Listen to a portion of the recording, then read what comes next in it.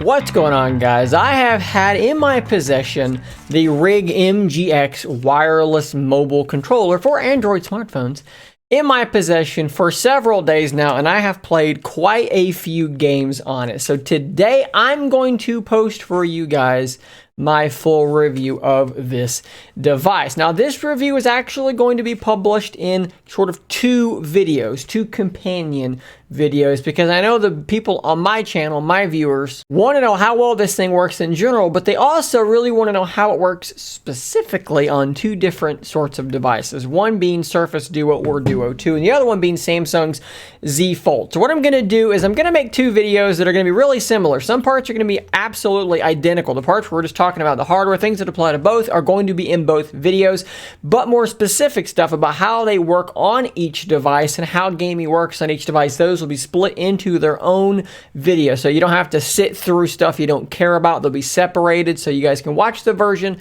that you do want to watch. So whichever version this is, if this isn't the one that you wanted to see, the other one's probably coming very, very soon, next day or so. Maybe I post them at the exact same time. I don't know. I don't plan this stuff out before I go. But without further ado, let's talk first just about the hardware itself.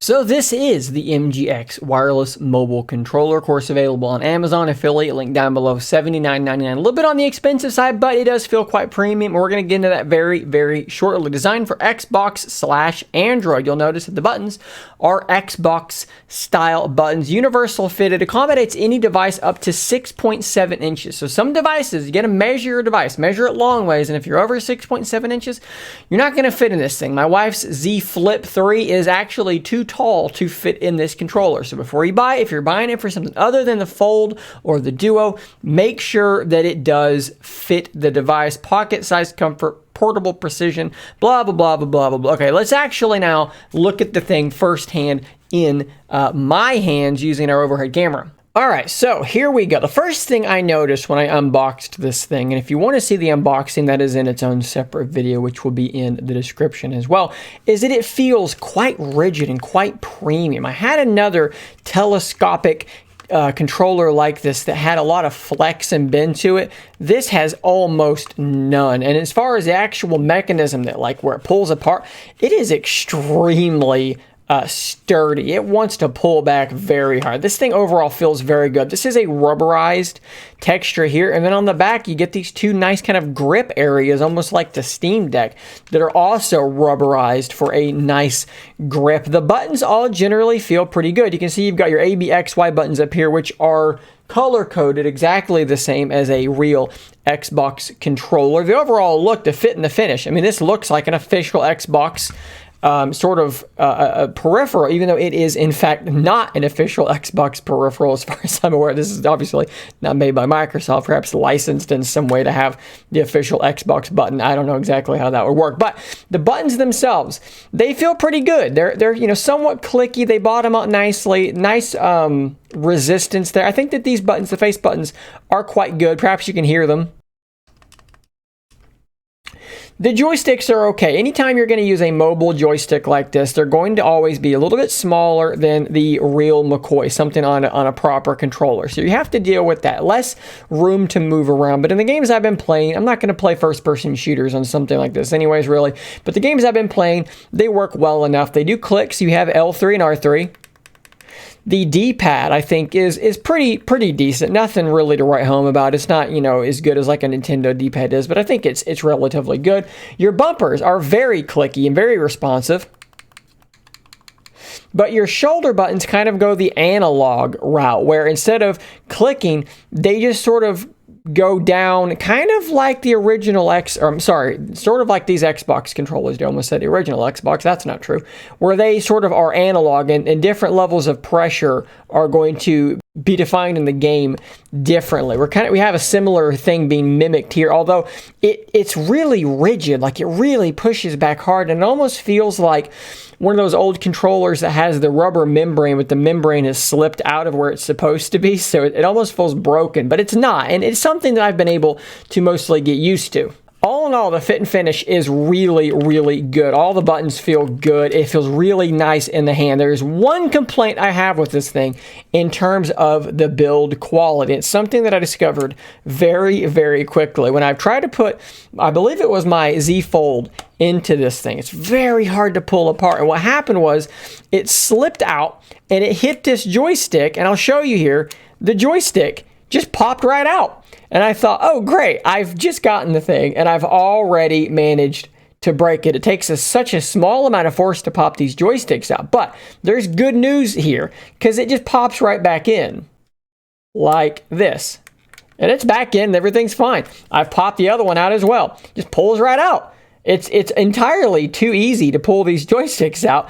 And even though you can just pop them right back in like it's no trouble, you know, you're pulling this thing out of your pocket or something, you're liable to pop that joystick off and lose the thing, and then you're just up the creek without a paddle, as they do say. Now, when it comes to the Z Fold, if you have a case on this thing, it might also be a little bit of a problem just getting the thing to hold in there, because I had a case on the back of this that had the little kickstand and a little slim grip over here, and that side in did not want to hold in. I needed to put it in with this side being in, but I took the case off just so that it would all fit flush. The case could stay on up here, but if you have a case that goes all the way around, that might be a problem for you. Now, the way that I've been putting this into the grip is basically like this, because I'm trying to avoid knocking these sticks back off. And like I said, it's like weirdly rigid, and I found myself trying to do this thing here where you're trying to slip it in there, and you're trying to like hold it and pull the thing up, and it slips out of your hand. It just was not working well for me. So this is what I started doing. I've been sort of placing it on my lap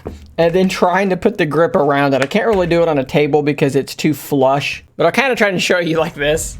Kind of set the thing down on my lap like that, and then I kind of just put the grip around it and then slide it down, and that seems to be the safest way for me to get it in there. And then once it's in place, that looks absolutely fantastic as far as I'm concerned. And I mean, it feels, because of that rigidness, because of the fact that it's rubberized, it feels so solid with the Z Fold in there. Like, honest to God, other than the fact that the screen overlaps, right? If the screen stopped here, that would be probably preferable in terms of the appearance goes.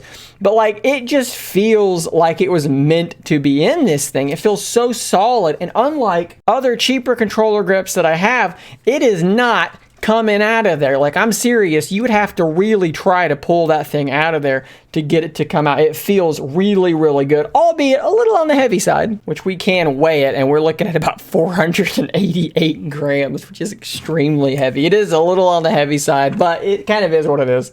Now, something else that's worth pointing out here, there's a lot of controllers like these that will have a USB-C port down here so that your phone of choice will plug in while it's being used. Now, I do want to mention, because I forgot to, this thing does charge via USB-C, which is like fan-freaking-tastic. Thank you for doing that. But this controller, you can see, has no USB-C port, okay? It's just empty on both sides. Now, some people are going to prefer the ones that have that USB port because you're going to have less latency on your controls. This is communicating wirelessly to your device of choice. So if you want something that is zero latency, maybe look for something like that. But I'm going to tell you why I prefer no USB-C port. First off, I cannot perceive any latency from this thing to your controller. Now, some people can perceive stuff like that on a much different level than apparently I can. I can't tell that there's any problem at all. And then the other thing that allows is it allows just universal compatibility, right? So I've got my USB-C port there. That means that I would have to figure out exactly, you know, which orientation that I'm able to put this thing in at. You know, it would have to be like this if it's over here. If it were over here, I don't know how. I guess it'd be hanging off the end. You know, the fact that there's no USB-C port here means that any device that, you know, fits the dimensions this way is able to stick into this thing and then be usable. Another factor that is relatively important, whether you are using a Surface Duo or you are using something like a Z Fold, which is going to go in one of your pockets, is the portability factor. Is this something you're going to be able to bring with you? It is relatively large, right? There it is next to the Fold, and there it is next to the Duo. This is not a small device. Is this something that you could, in fact, put in your pocket? Probably kind of not, but let's try. So my phone usually goes in here. Is this going to go into the front pocket? Kind of if you wanted to, but that's not super comfortable. And then you'll watch that joystick there. What about in the back pocket? Maybe a little better in the back pocket, but I mean, I think ultimately the Pocketability thing is going to be a little bit of a stretch, but perhaps in a bag or something like that, probably going to be okay that way. Okay, so all that's well and good, but how does it actually work in practice? How does gaming feel on this thing? Well, I'll tell you first off, the primary way I've been gaming with this may be a little bit different, because obviously there are some Android games which support controllers. Games like Minecraft, Pokemon Unite, Stardew Valley, these games all do support the controller. The way I've played most on it has been with Moonlight. If you don't know what Moonlight is, basically it takes the games that are on your computer and it allows you to, wow, that's not letting me scroll. It allows you to stream the games from your PC to this device and you control them here. And it is effectively like Xbox Game Pass streaming, but rather than having to come from a faraway server, it's coming from your house. So this requires having a gaming PC, which I do happen to have. And I've been playing a lot of like Minecraft Dungeons on here, and it works absolutely beautifully, because when I'm playing Dungeons on my PC, I'm using an Xbox controller. Well, the controls are identical on here. So there's been days I'll sit in the living room, which is, a little ways away from my computer, over the Wi-Fi connection, and I will stream that game to this device. And I guess I can go ahead and show you exactly how that works. So if I select it there, it's going to go ahead and launch the game, which I'm hoping is going to be shown correctly, because of course the computer that I'm streaming this on is actually the one that is doing the rendering of the game. Of course, one beautiful thing about using this device is that it's got really, really good speakers that are stereo, and there's nice separation, and it sounds absolutely excellent. Of course, you got to hold down your Xbox button there to power it up. We have connected, and there you go. We are connected, and it's going to be hard to sort of demonstrate this over a video, but there's no latency when streaming with Moonlight, and with the controller, everything is absolutely perfect. The controls are all there. The controls are exactly as I'm used to them being, and this is a really, really nice experience. I've been doing this a lot, and I've been really enjoying it. And then one beautiful thing about the Z Fold having such a large screen is that theoretically, you could come over here and you could, let's say, take something like Discord and stick it up here at the top, and you could potentially continue playing your game, have a Discord chat going up there at the top, or actually be in a voice channel playing your game if you wanted to play like that. And that, works pretty darn well. Now, there are a ton of popular Android games like PUBG Mobile and Call of Duty Mobile that do not support controllers. Now, I am fully aware, so before you drop it in the comment, I know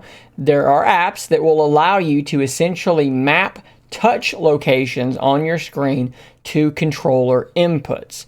Now, that being said, that is something you can do. It is not something I have done here because, let's be honest here, if you're playing PUBG Mobile and you've got a controller and everyone else is using a touchscreen, that is kind of like cheating. Beyond that, a lot of the apps that I looked at, because I was like, well, I'll at least test it for this video, a lot of them looked really suspicious and weird, and they require a lot of permissions, and a lot of them required purchases, so I am not going to be showing that stuff in this video. We just know that there are ways to do this should you want to do this. But a lot of other apps work just fine. Let's just go through some of these here. So Minecraft, on the Android version of Minecraft, supports controllers natively and run quite beautifully. I mean, there's really no complaints that I have about this. It works really, really well. And on this giant screen here for the Z Fold, I mean, is this the best way to play Minecraft mobile? Is it better than it is on the Nintendo Switch? Yeah, I think it probably is, because look how giant and high resolution and beautiful this screen is, and all the buttons work exactly as you think that they would. It's perfect. What about Drastic, which is a DS emulator? Well, here is my setup for some Pokemon game. I don't actually remember which one it is. I didn't even have to configure these controls. They're just functioning correctly. Now, you could remap these things. Obviously, I had controls on the screen to be able to play this way like a DS would be. You could make these screens bigger and make this a bit of a better experience if you want to do that. But I mean, of course, this is working great. You may have seen here Citra, a 3DS emulator. I'm not going to be showing that either because I looked around at some 3DS emulator stuff and I got into ROMs that were encrypted and decrypted. I just thought this is just silliness. I don't want to have to get into this stuff, so we're not going to be doing a 3DS emulator. But just know you saw how it worked on the DS emulator. It's going to work the same on the 3DS emulator. How about Game Boy Advance? I love me some Game Boy Advance. Well, here is Super Mario World. And in this instance, you're going to be using that D-pad a bit more, right? You don't want to play Mario World with a joystick, and you can kind of do the thing that you've always done, where you sort of, or at least how I play, I hold down the B button to sprint, and I kind of rock my hand back and forth onto the other key to be able to jump. And this is pretty much as you remember it. The D-pad rather works well enough. It's not perfect. It could be a little bit better. You see me missing some jumps there. But overall, is this a playable, sufficient way to play your Game Boy Advance games of choice? Yeah, I would say so. What about Game Pass? I mean, this thing's an Xbox controller. Game Pass cloud streaming just seems to make sense, right? Well, let's check this out too. We've already done dungeons over Moonlight, so maybe we can just compare the two, right? We've kind of got a best case scenario streaming locally, so let's see what it's like to stream it not locally through Game Pass, so let's see if there's any big differences. Okay, so over Game Pass, again, no real configuration is required on something like this because it just understands what this is. Almost everything I've played has had no configuration required at all, which is really, really cool. But you will see on Game Pass, you'll notice, probably visible on this, I can let off the stick and stuff continues to happen. You can also see what kind of delay there is in terms of registering a button press. So Game Pass to me still has a long ways to go. Is this playable? Yeah, this would be playable in a pinch if you wanted to do this, but the latency is definitely there. Otherwise, though, the controls are exactly as expected. So Game Pass, that's kind of going to depend upon your tolerance for latency. And that's not latency from the controller, it's latency over the network. But all in all, everything works well. The Xbox button does what the Xbox button should be, which is quite a cool thing as well. Everything works exactly as it should, albeit with a little bit of a delay. What about Asphalt 9, which is a racing game for Android that does in fact have native controller support? Let's load into this race here and we'll see how well this works. Looks like I'm driving some sort of Mitsubishi Lancer. Hopefully this is the Evo variant. I don't want to be slow. Yeah, this looks like the Evo. Okay, so how do the controls work here? My joystick and my D-pad? No, nothing. I guess I'm not even playing yet. Okay. Drifting recharges your nitro. Okay, great. Can we not have the... I'm not doing anything. The game appears to be driving itself. Oh, here we go. Controller, manual. Yeah, that's what we want. Yeah, okay, here we go. Here we go. I'm driving now. And this is working. I mean, you see I'm swerving around. I'm boosting. Wow, that is not how drifting works. Okay, so I mean, yeah, the controls work fine. So if you're into these kind of racing games, these sort of arcadey racing games, you're going to be good to go.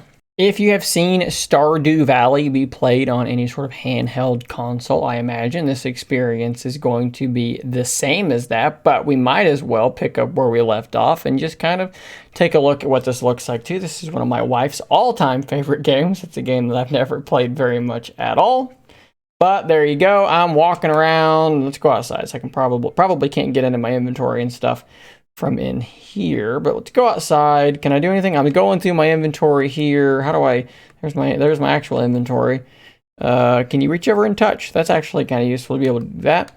There we go. So the X button is how you do stuff. Yeah, Stardew Valley, big screen, high resolution, looks good, totally working. What about some heavier emulation? So this is Dolphin Emulator, and this is, of course, The Legend of Zelda Wind Waker. As we load into this, the controls do seem to work just fine. So my only problem is that the camera is not inverted, which is what I'm used to. I don't think there's actually a setting to be able to fix that, but as you can see, the game is running relatively well, and the controls work exactly as expected. If you're a fan of emulation on your mobile device, something like this setup is going to be really, really difficult to beat. So what's the final verdict on this thing? I mean, it's not cheap, and there are other alternatives out there. I've had a lot of people say, hey, you should test the game, sir, whatever, or this, that, and the other thing. I would love to test every controller on the market. Unfortunately, I do not have the money to be able to do such a thing. I would love to do it. I just can't. Stuff is expensive. This is $80. This is not cheap, but compared to the things I've used in the past, it is miles and miles better than the $40 similar controller that I was using before. So do I like this? Do I think it's worth the $80 in a vacuum? Just based on what I have used, I would say absolutely this thing is really, really good. As I said, if you want to buy this thing, there is a link in the description, which is an affiliate link, which means that if you purchase it, I get commission off of that sale. If you choose to do that, extra big thanks for you. And if, check out the comments. I'm sure other people are going to be suggesting other controllers as well that maybe at a cheaper price point that may have features that you find to be more important. For me, this is a really good fit. For you, maybe find something else if something about this just doesn't line up well for you. Thanks for watching. Thanks for watching this entire long video. If you did do so, I will see you on the next one. And until next time, stay nerdy, my friends.